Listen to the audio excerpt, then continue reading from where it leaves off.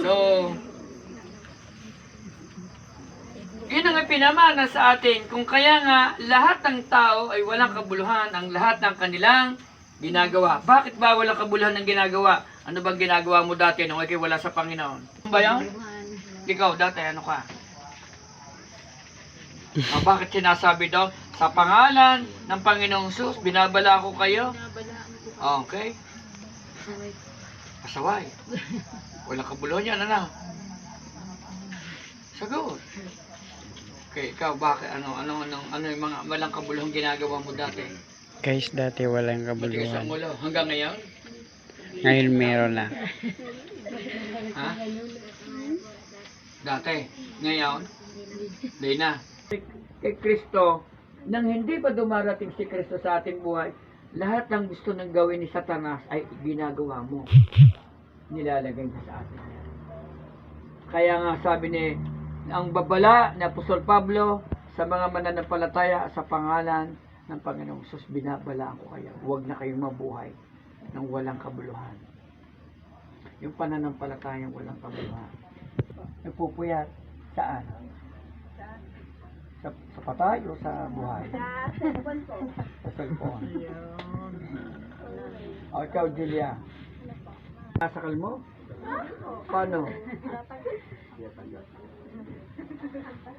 Nananabulat eh. Hindi talaga ako nananabulat. Oo. Hindi naman nga pala. O ngayon? Ngayon? Oh, Julia, ano ngayon? Ikaw'y maraming ginagawa. Si Maria Magdalena ay 7 demonyo ang umalis.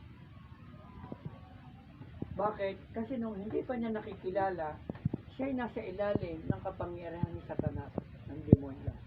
Kung ano yung gusto ni Satanas, o ng demonyo sa mong ginagawa, nagmumura ka, nagtutungayan pa, nangunguha ka ng dili, nananakit ka, marami pang isa, ano pang alam mo, ginagawa mo dati.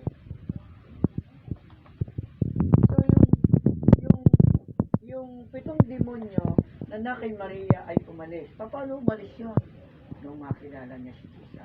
Ang katulad ni Maria Magdalena ay magpapakita si Jesus Christ sa kanyang muling pagkabuhay. At si Maria Magdalena pa, ang kauna-unahang pinagpakita ng Panginoong Sus para sabihin sa mga lagad na nabuhay na muli ang Panginoong Kristo.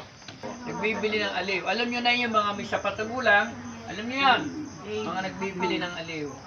Mababa ang pagkatao, mababang klase ng pagkatao, mababang lipat. Ibig sabihin wala pa siyang pakpak. Mababang lipat. So ibig sabihin, nagbibenta siya ng aliw. Ngayon, Binibenta ang katawan. yun, binibenta yung katawan, tama. Pinagbibili ang katawan sa iba't ibang mga lalaki. Kaya Magdalena, 7 demonyo ang nakawala. Paano nangyayari na ang tao'y makakalaya sa masasamang espiritu dahil si Kristo'y dumating sa buhay mo? Tanong, dumating na ba si Kristo sa buhay niya? Sumagot kayo. Yan. Tama? Dumating na tayo si Kristo.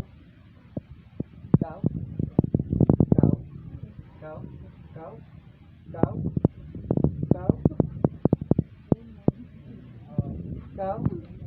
Ikaw? Okay. Check. Okay. Ano? Kasi kailangan natin maging malinaw yan. Kaya nga, baka malabo pa. Eh baka mamaya malabo pa pala, kaya ka pala patuloy sa kasalanan. Natin. Okay. Kasi kailangan maging malinaw. Yung tinuro ni Pastor. Kaya pala nawala sa akin yun dahil sagwa sa Panginoong Kristo. Kasi si Maria Magdalena, 7 demonyo ang nakawala sa kanya. Nung makilala si Jesus. Kasi alipin siya ng kasalanan. Alipin siya ng masamang espiritu. Kaya kung anong gustong gawin ni Satanas sa kanya, ginagawa niya. Ngayon, nung makilala niya si Kristo, hindi na natin ginagawa yung gusto ni Satanas.